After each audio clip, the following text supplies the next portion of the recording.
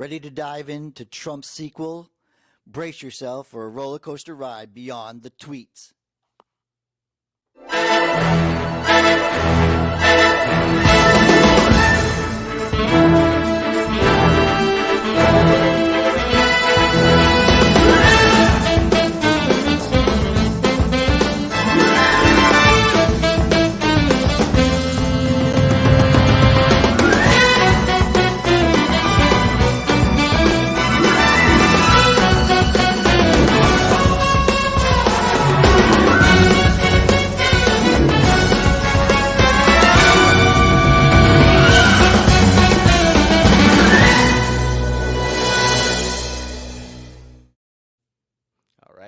All right. Trump's potential second term agenda, revealed in leaks and statements, promises a dramatic departure from his first term, including mass deportations, attacks on NATO, and an embrace of Christian nationalism.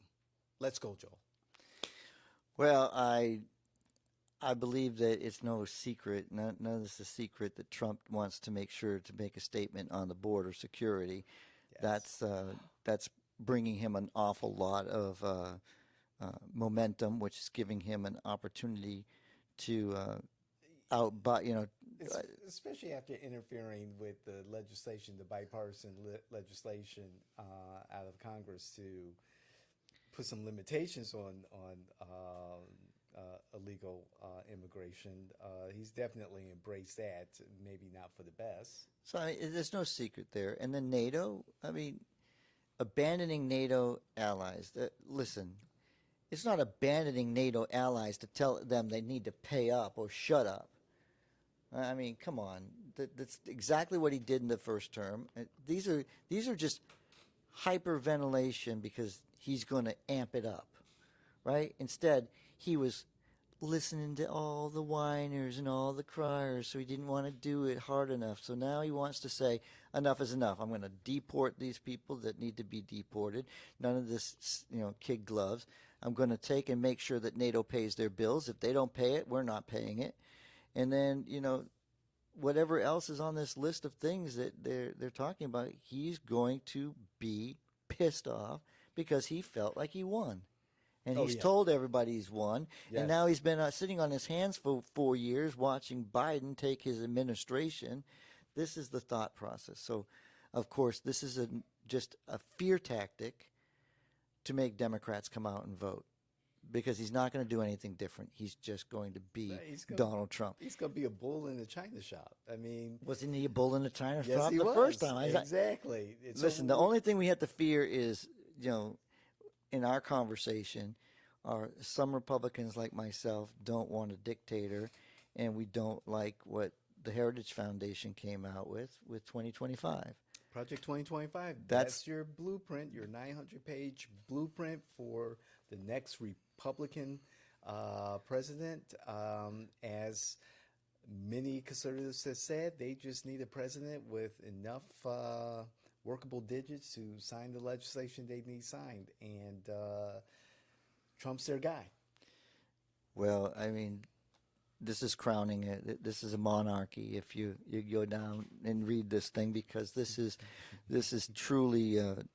Listen, that's where if you watch the Morning Constitution, you're going to see that the Morning Constitution for the next 3 episodes after today's, it's all about separation of power, because I truly want to address this 2025 in blueprint with the Constitution. Because I believe the Heritage Foundation has gone off the reservation with this thing. But again, this is going against, a think tank that has stopped thinking about the Constitution. So in regards to Project 2025, is many other conservative think tanks, influencers who have contributed to this plan. Correct. And it's because this is the mentality, because they're trying to strengthen Donald Trump. And if Donald Trump is not that nominee, they believe that everybody who follows suit is going to be another Donald Trump. Right. Is it really Donald Trump? I think it's the movement. the MAGA movement. But is it really Donald Trump? You just said it this right there. just the wishes or The only reason there's the a wet MAGA, dream of conservatives this to is a have the no. small government that they really want? This is a which MAGA. is okay. This is a MAGA movement. This is a MAGA movement. This is a MAGA movement, like you said, and that's the leadership of Donald Trump. This is where the new transplanted Republican mentality is. This is why you have 32% of the Republican Party that's committed not to vote for Donald Trump if he's the nominee. And that was evidenced by Nikki staying in because she wanted to show Donald Trump you still have weaknesses. And she didn't. When she suspended her campaign, she didn't knock the party. She simply said we have a lot of work to do, and she's hopeful that Donald Trump and these MAGA movement people realize what the party stands for. Do you really think that the Republicans have a lot of work to do? You're seeing more demographics like the Hispanics, the blacks, Hispanics, blacks. Correct, but you look to let's look at those exit polls because I really want to express the one thing is there are more non-educated people in the United States of America today. Those are the non-educated. High school diploma? They've either not graduated high school or they only have a high school diploma. Okay. They're not moving forward. So when you take and you say, do you have a higher education? Do you have some college? Do you have the people that vote for Donald Trump exponentially absolutely have not proceeded in education after high school. If you have a college degree, you're most likely not to vote for Donald Trump. So the vast majority of Americans do not have a college degree. That's what I'm saying. So yes, you're seeing an increase. You're seeing an increase in voters. He's going to win. Mm-hmm. He's going to win because he's relating to those people. Mm-hmm. And people are not advancing their education because they're not seeing what the value is in continuing their education.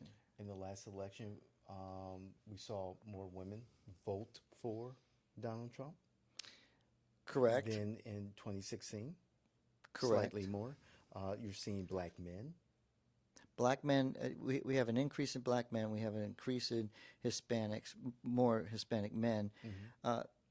Men are starting to feel that Donald Trump speaks for them in the fact that they want to have a voice, and Donald Trump is that voice. He's mm-hmm. saying the things that they're afraid to say. And I don't know why we're afraid to say them. Just say them. Mm-hmm. If you say them, then it becomes a conversation, and that's the problem. We've stopped having conversation about men, women, religion, money. Look, those are the things you should be talking about. Okay. And we just, because we've put them away and we stopped talking about them, we don't know how to talk about them. Right. Look, hey, I want to marry you. Okay, well, but I want to be the breadwinner. Oh, okay. Well, how's that going to work? Have that conversation. Don't be afraid to say that. Look, I don't want to have your children right away. I want to have my own career. I have those conversations. But that's not happening. We're jumping into marriage. All of a sudden, we find out we're married to somebody we don't even recognize because, hey, they wanted X, Y, and Z, and we never gave them that opportunity because we didn't talk about it. Are we jumping into marriage? Is the marriage rates lower? That's because it costs more to get married. And if you haven't seen, if you watch the magazine purchases, women are purchasing bridal magazines at astronomical amounts nowadays. I wouldn't have a So you have to. So it's like, okay, why are women buying these magazines that talk about marriage at exponential rates? Because they want men to come along and spend that crappy ass amount of money on it. That's why they're going to pay for a marriage before they pay for college. I don't know about that. I'm joking, guys. I'm joking. Guys, you know I'm joking. I'm just trying to The ladies in the background were just like they're about to draw some knives. Okay? I'm hype. I'm saying it. Listen, I'm saying it to hype it up. The knives are over there, Joel. No. I was trying to. If you saw me, I was trying to see what the reaction was. No, listen. Honestly, Donald Trump is speaking to a different demographic, and the demographic of the Republican Party is shifting. So, of course, those 2025 is shifting. And either people like myself have to make adjustments, or we have to be the conscience that tries to keep them grounded.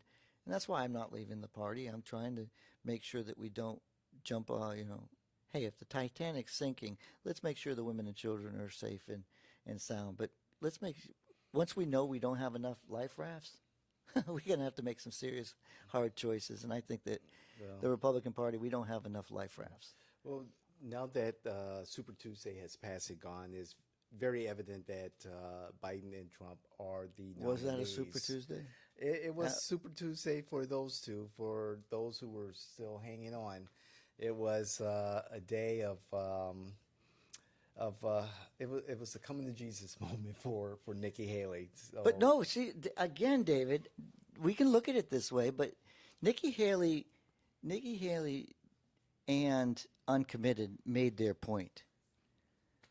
That everyone's going to fall in line. That everyone's going to fall. The Democrats are going to fall in line. The Republicans are going to fall. But then again, who are we talking about? We're talking about margins. If you look at the margins in those swing states, they're only a small percentage. They're 0.5% to 1. I mean, 2% I think was the largest gap. Pennsylvania. Where does Pennsylvania fall today? Are Pennsylvanians feeling the economy is as good as Biden's saying, or are they struggling? Michigan, Wisconsin. Look, I'm looking at these margins and saying all Donald Trump has to do is get them to not be apathetic and have them come out to vote. And Biden, he can look at trying to grab these Nikki supporters, but again, you're right. Most of them will come into policy. Everyone, the electorate is predictable, unfortunately, and the Democrats have entered into the race late because everyone knew that Biden was going to be the nominee. He had every intention, he said so himself, of running again, and so they cleared out the field. They've had the South Carolina primary become more important in the primary calendar. So, but it's now the Democrats are coming out and try to persuade voters. It may be a little bit too late as the Republicans peel off more and more of the traditional Democratic demographic. Sounds good. Yeah. So 45 and 47 is going to take over in November? It's possible. Well, January he'll have his... Hey, so here's my question. Biden, do you actually go to the ceremony? Like, do you go to the inauguration? It's your choice because, he didn't show up for yours. He'll be there. He will be there. Democrats, they are... I don't think they follow tradition. I don't think he'll be there. I think President Kamala Harris will have to stand in. Mercy. You say president? Yeah, I said President Kamala Harris will have to step in. So you're saying she'll be president and Trump will attend the... He'll be, no. She'll be president of the United States when Donald Trump takes over because I don't think Biden makes it to November. So, okay. I thought that. I mean, I'm looking at this guy. I'm looking at this guy try to walk the border for goodness gracious. She'll run in 2028. No. And Trump will run one more time. No, we'll have our first woman president that after the election. So maybe he makes it to November, but she becomes president in December. 1 month at a time. I'm just joking, guys. Come on. I have to have fun because, listen, it has been so boring.